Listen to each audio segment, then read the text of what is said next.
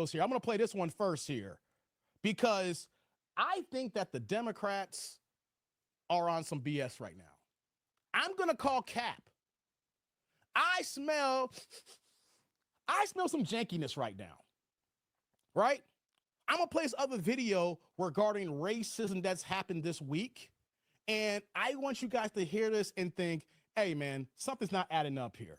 So let me pull this other video up, guys. There's been some racist text messages been going out here, and I want to have a quick conversation about this. Likes up in the building. Let's go. FBI is investigating reports of racist text messages sent to Black Americans after the presidential election. NBC News correspondent Zincle Esamwa has the latest. Corinne Freeman was at home with her kids on Wednesday when she got a text from a number she didn't recognize. It was this odd, ominous feeling text message basically saying, hello, you've been selected to be a slave on a plantation, and you're scheduled to get picked up at 12 a.m. on November 13th. How did it feel when you got that text message? Well, I was immediately disturbed. And she's not alone. Social media sites have been flooded with people from New York to Florida who say they've gotten these racist messages. Freeman and others believe the texts may have been sparked by the current political climate. I think that this is intentional to scare people of color, Black people, into a reality that we don't want to go back to. The wording of the texts appear to differ. Some have misspellings, others address individuals by name. But the theme is consistent, telling recipients they've been selected to pick cotton. All of the people NBC News spoke to who got these messages are Black. Several universities confirmed their students have reported receiving the texts. Clemson says they came from numbers associated with online spoofing sites. It remains unclear who is behind the messages. Text Now, which offers free phone numbers online, tells NBC News at least one of its accounts may be involved, writing in a statement in part, "We do not tolerate or condone the use of our service to send harassing or spam messages," adding they shut down the accounts and are working with authorities. For recipients like Corinne Freeman, the digital hate is fueling her real-world concerns. I am overwhelmed with anxiety and fear about how I'm going to help my children make sense of the world that they have to navigate as Black children. NBC's Zincle Esamwa with that report. So we're going to get more back into the video, but basically the last couple of days, we're seeing Black people being targeted with racist attacks, like they were saying here, saying you're going to pick cotton, you know, we're going to put you on this plantation, all kinds of janky rhetoric, right? But this is coming from MSNBC. So I'm curious how they're going to view this particular situation right now with the political process, and if they're going to try to put this on the Republicans or the Democrats, or they're just going to say this is what we're going to live now in the current climate. So let's continue to see what they're going to say here next. And joining us now, the president and CEO of the NAACP, Derek Johnson. I guess we'll start there and then broaden out. What do you make of these text messages, and what's it signifying in terms of what's to come? Well, not surprising. If you can recall, when Trump was in office before, we've seen an increase in racial hate crimes. In 1 week alone, attacks on Latinos in El Paso, African Americans in Louisville, and the Jewish community in Pittsburgh, just in a 1 week span with mass shootings. And so we are not surprised that this is taking place. And unfortunately, we are in for 4 years of this. Rev, your take? So Trump gets into office now. Well, not officially. And so we're automatically painting the picture on Trump. But it's been since Kamala lost this election, the Democrats have been the one that has been spreading hate. Is this like smoke and mirrors here? That, yes, we know Trump is going to be the next president. Yes, we know that there is racist rhetoric on the right as well. But I find ironic that since the left won, the rhetoric's been coming at us, and all of a sudden they're attacking, and then you've seen the attacks on Blacks. So are we sure now, is the rhetoric coming from Donald Trump and the right, or it's the racist Democrats on the left? The reason why I'm coming up with this here, because I made a statement and I made an argument on my recent live streams recently that we have so many people that claim MAGA, and of course you see the racists on the right side. And we know that, we've seen that, right?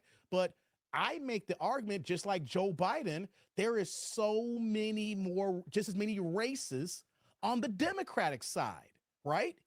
Just because someone smiles in your face don't mean that they're not racist.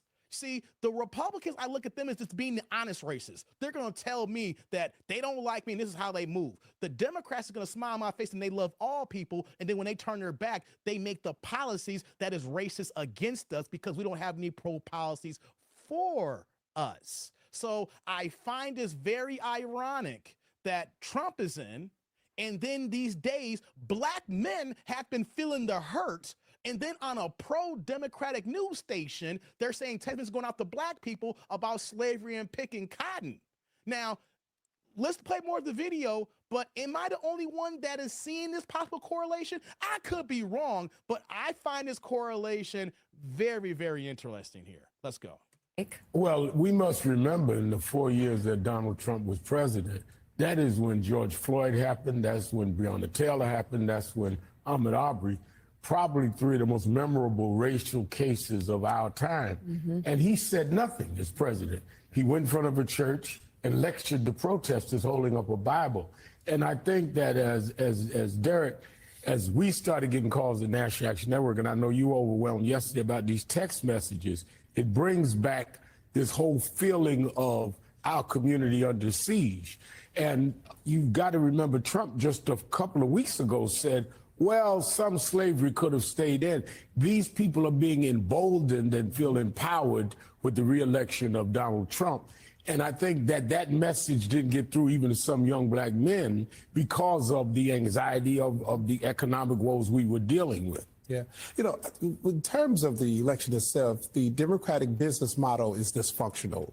It's a diminishing return on investment.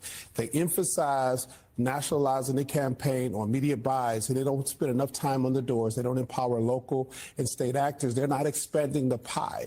And so what we have seen over the last 15 plus years is the same playbook, and we're getting diminishing returns.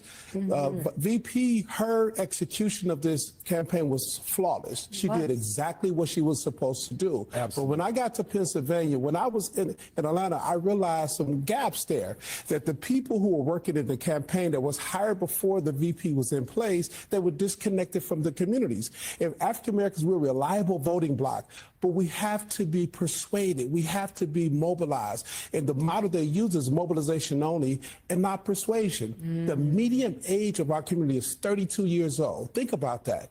A significant number of individuals, they didn't grow up looking at broadcast news. Right. They didn't grow up looking at cable news. They grew up looking at social media platforms that's unregulated, full of mis and disinformation. And so we have to communicate with them differently. Nailed it. Yeah. Yeah, no question there. So let's talk big picture. Where does the party go from here? I mean, certainly, Donald Trump tried to court black voters this time around, didn't actually end up having much success. He had major inroads, though, with the Latino population. But what so many voters on the trail, though, and Rev, you've attested to this, is there are so many members of the black community who just feel like their vote has been taken for granted. That just they show up every, the candidate shows up every 4 years. So how can that fundamental dynamic change? How can they feel more included, more part of the process? One, the black vote should not be taken for granted. We need to have a conversation with the black community, and it's a persuasion conversation. Two, the consultant class gotta be pushed back because they're controlling multi-billion-dollar campaigns with no real accountability and a lot of self-dealings. And so what you find is no infrastructure between elections, individuals being grossly enriched, and the candidates can be perfect. And what happens is, regardless of the candidate, the infrastructure is still in place, and that goes back 15, 20 years. And it's frustrating, to say the least. I can imagine. President and CEO of the NAACP, Derek Johnson, thank you. I'm so sorry. Okay, guys, that's in at that there. And I know, guys, I've seen you guys in the chat that I am playing commentary from MSNBC. There was a reason for that, because the fear mongering is on full attack for minorities on their channel, right? When I played the Joy Reid video, you have quote unquote, a black woman who is doing all the mongering, saying that this woman, Kamala Harris, a black woman, she did everything right in her campaign, you know, and then Donald Trump and men and fascism and misogyny and woo, woo, woo, woo, woo. So she's gathering her people that watch her for the women so that they can scare them for the next 4 years. And they're going to keep this rhetoric. The same thing with this video now that I wanted to play. Did these text messages go out? Hell yeah, we in America. I keep pointing out, we live in a white supremacy society here. They are the power pool. We cannot deny that, and we know that's a fact. Matter of fact, white supremacy rules the world, not just the United States here. We know we've been fighting that since we've been here, since our parents been here, since years and years and years, decades, centuries. If we understand that, we understand that. But look at the play. It looks like a strategic plan of an action to carry more mental anguish on the supporters so they can feel a certain type of way about the new administration coming in. Will there be racist issues that's going to occur? Yes. We live in a country that was built off racism and the backs of our people in slavery. We're not denying that, but you're trying to fearmonger people into thinking that all black people is going to be impacted and is going to be subjugated to racial epithets and is going to go through the worst of the worst because Donald Trump's in office, right? We heard the exact same playbook in 2017. They're just repeating the playbook, but they know they really messed up this time here right now. So they're really going on full scale attack here to figure this ish out. And we're not falling for it. I ain't falling for it. Yeah, you know what though? I'm gonna come across people in my entire life since I can remember my first racist attack, and that happened with me and my father against the hands of a white police officer. I will never forget that situation. Not gonna explain it. I can talk about it another time here. But me experiencing my very first issues with a white police officer with my black daddy, and then here I am now 44 years old with my own family here. I know that I am not immune from white people being racist. I know that I am not immune from the powers at play of white supremacy. I know I'm not immune from other folks who hate me because the way I look here. But I find it very ironic the way I start off this live stream that everybody who I know, this is not the whole party, but anybody who I've been associated with for the last 10, 15 years who've been GOP Republicans have never been this rude or ignorant or wishing ill upon me. As soon as we saw this election, with the Democrats and them crashing out and burning and wishing death upon us and hoping the worst come, we lose our jobs and things of that nature, we're seeing the racist and negative and nasty rhetoric from the left. And then all of a sudden here, you're going to say that blacks are now being targeted with racist text messages about being chose to pick cotton. If anything, I'm seeing this as the Democrats pulling this move as a Trojan horse to go ahead and scare more black people and thinking that to get them prepared and ready for the 2026 midterms and then the 2028 major election. I'm not stupid, Democrats. I know racism exists here and lives here. What I'm not going to do is listen to people saying that we're going to see a rise in racial attacks when the attacks has come from the party who lost. I'm not saying that the Republicans are not going to do their jankiness, but the left has been the one attacking. And if they're not attacking, they've been hiding because they are so mad and sad of how the results are. So either they're high because they can't show their face because they're trying to recuperate from what happened this week, or they're the ones attacking us. So when I hear this, I know I'm not immune from the bad things in this world being a black man. But you want to know something? I'm going to look at the one side that's been carrying out all the attacks, because us as black people, we have been brainwashed to believe there is only one set of racist white people in the Republican Party, and all the Democrats are our friends. But we need to remember something here in America, people.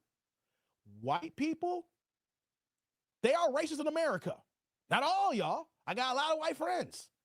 But don't tell me a white person's not racist because he wears a Democrat sign. A white person's going to be racist whether he's Democrat or Republican. And we have to remember that the KKK was birthed under the Democratic Party. You're going to tell me after all these years and decades that all of a sudden that all the racists and their family members just completely eradicated? Now, I know some jump ship to Republicans, but you got to remember, this is white people in America. They're going to be racist. They're going to be racist. Whether they're independent, whether they're Republican, or whether they're Democrat. I'm smart enough to know I am not going to overlook just because someone smiles in my face that they're not racist.